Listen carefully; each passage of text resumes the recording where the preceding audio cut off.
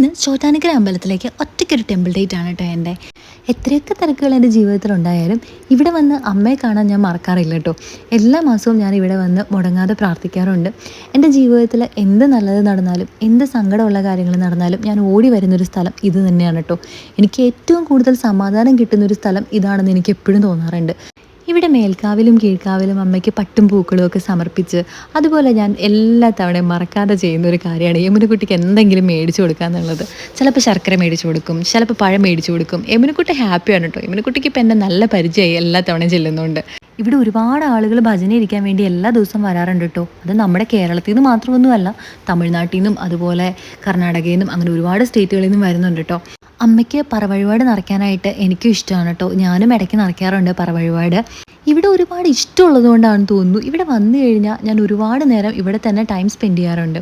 എപ്പോൾ വന്നാലും എനിക്കിതാ ഈ സ്പെഷ്യൽ നെയ്പായസം വേണം, ഞാനിത് മേടിക്കാതെ വീട്ടിൽ പോവാറില്ല. കണ്ടില്ലേ, ഒരുപാട് ആളുകൾ ഇവിടെ നാമം ജപിക്കുന്നുണ്ട്, ഭജന ഇരിക്കുന്നുണ്ട്. ഞാനും അതുപോലെ ഇവിടെ നാമം ജപിക്കാൻ വേണ്ടി ഇരിക്കുന്നതാണ് കേട്ടോ. രാവിലെ ഞാൻ അമ്പലത്തിലേക്ക് വരുന്ന ദിവസങ്ങളിൽ ഉച്ചയ്ക്കുള്ള അന്നദാനം ഞാൻ ഇവിടെ നിന്ന് കഴിക്കാറുണ്ട് കേട്ടോ. എനിക്ക് തോന്നും ഈ ചോറ്റാനിക്കര പ്രദേശത്തെങ്ങും ഇത്രയും രുചിയുള്ള ഭക്ഷണം വേറെ കിട്ടില്ലെന്ന്.